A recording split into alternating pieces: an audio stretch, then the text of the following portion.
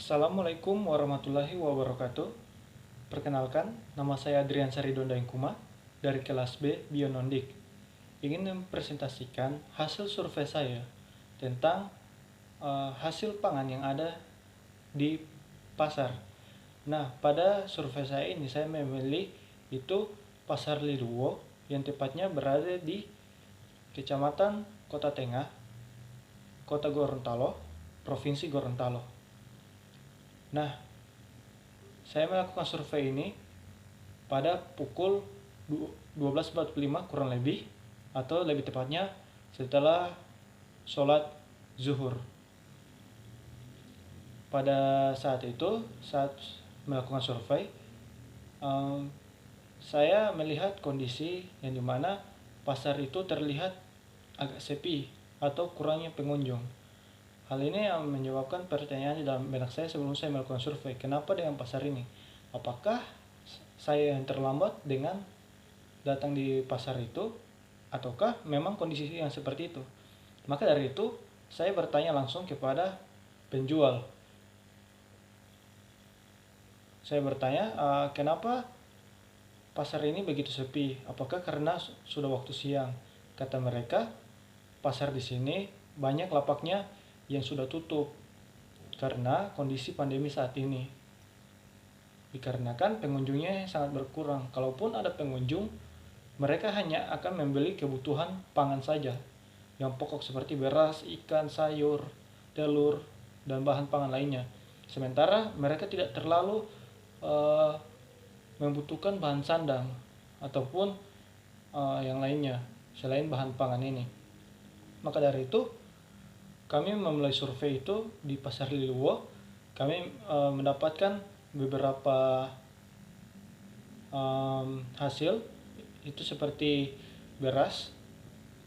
Bisa dilihat berdasarkan data ini, itu data dan juga hasil wawancara dengan penjual yang dimana mengatakan bahwa beras ini itu dibeli dari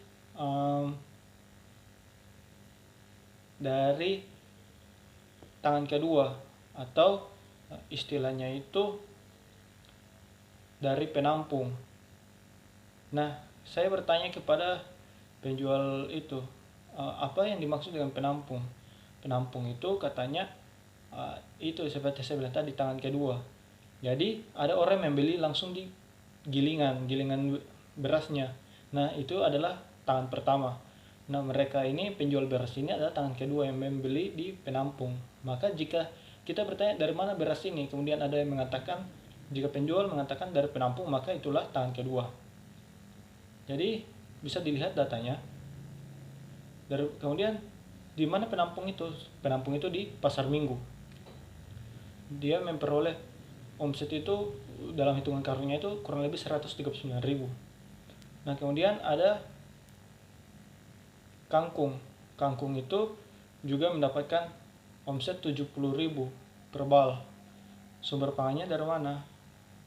Itu sumber pangannya di Bone Bolango. Jadi kangkungnya ada dua, itu kangkung darat dan kangkung danau.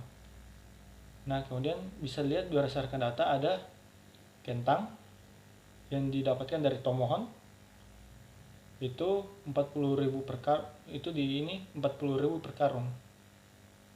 Kemudian ada wortel, harganya berkisar dari 150.000 sampai 200.000. Kata penjualnya itu harganya itu tergantung dari ukuran.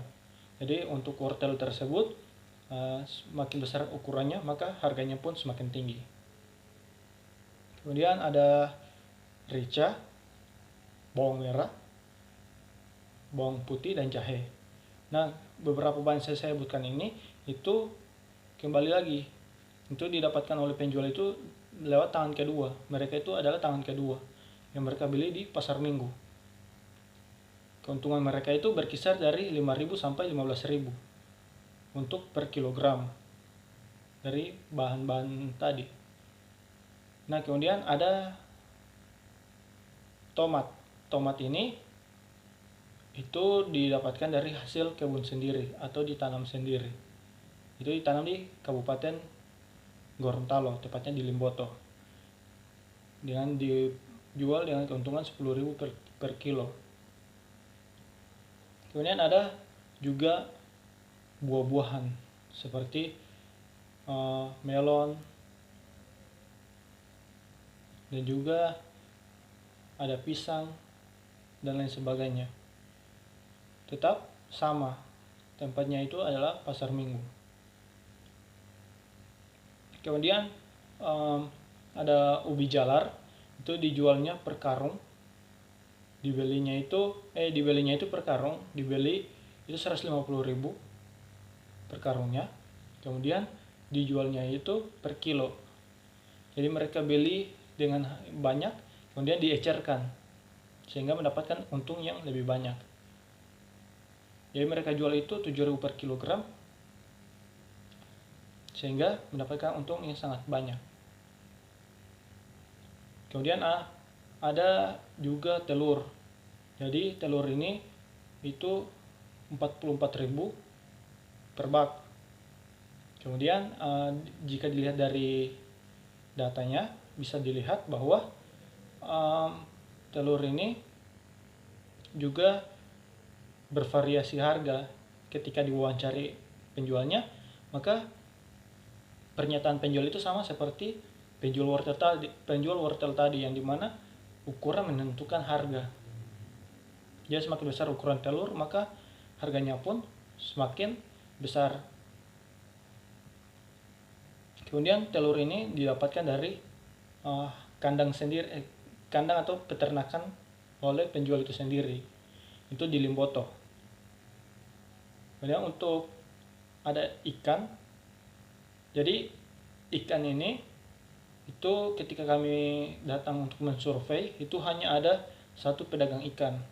Katanya yang lain itu sudah pada pulang karena mereka tidak terlalu yakin dengan pembeli ketika sudah lewat dari tengah hari. Jadi yang tersisa hanya satu penjual ikan pada saat itu. Kemudian setelah diwawancari, ternyata jualannya itu didapat di pelelangan. Pelelangannya di mana? Kembali ke pasar minggu, tempat pelelangannya itu. Jadi istilahnya itu tangan kedua lagi. Begitupun ayam, beda dengan ikan tadi. Ayam itu dibelinya langsung di tempat perusahaan ayam. Perusahaan ayamnya itu ada di Limboto. Nah, jadi itu kan ayam itu dibeli 29.000, kemudian dijualnya itu 60.000. Untungnya sangat besar. Maksud saya itu 29, ketika mau dijual itu per kilo itu harganya 29.000, tetapi jika dibeli per ekor itu 60.000. Jadi seperti yang saya jelaskan tadi di ubi jalar itu, ketika dibelinya per karung maka dijual dijual ecer. Jadi begitu. Nah, kemudian menurut saya ada satu yang agak menarik dari hasil survei ini, yaitu di bagian kacang-kacangan. Nah, di hasil survei ini saya mendapatkan 3 kacang, yaitu kacang merah, kacang tanah, dan kacang hijau. Nah, saya wawancarai dari mana hasil ini. Katanya dari pasar mingguan. Kemudian produk dari pasar mingguan itu didapatnya dari Surabaya, bukan dari Gorontalo langsung. Katanya katanya penjual itu Gorontalo agak minim untuk kayak kacang merah, kemudian juga kacang hijau. Kacang tanah ada, tapi hanya beberapa orang saja yang tanam, hanya orang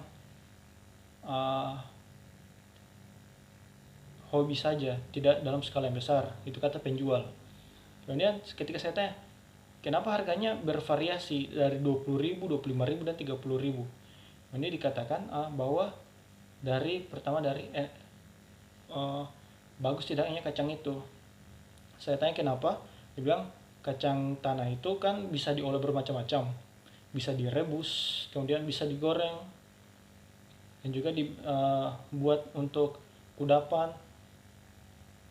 Nah, beda dengan kacang merah. Kacang merah juga bisa dibuat makanan, tetapi masyarakat Gorontalo itu, kata penjual, itu cenderung untuk mengonsumsi kacang tanah atau kacang hijau.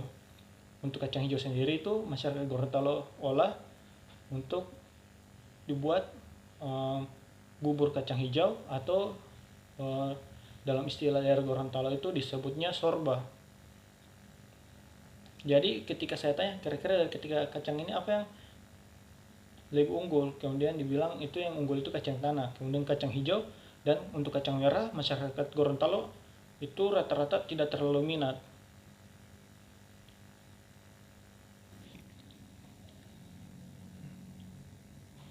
Dan saya tanyakan kepada penjual kacang ini, apakah Gorontalo ini agak minim dengan kacang-kacangan. Kemudian kata penjual itu mengatakan bahwa sebenarnya Gorontalo juga punya kacang khas dari daerah Gorontalo itu sendiri, namanya kacang Gorontalo. Akan tetapi harganya itu agak lebih mahal dibanding ketiga kacang-kacang tadi. Tapi saya belum pernah lihat seperti apa bentuk kacang Gorontalo itu, dan saya tanyakan seperti apa itu, penjualnya juga bilang pokoknya ada, tapi saya juga kurang tahu itu seperti apa. Jadi mungkin sekian presentasi dari saya. Lebih dari kurangnya saya mohon maaf.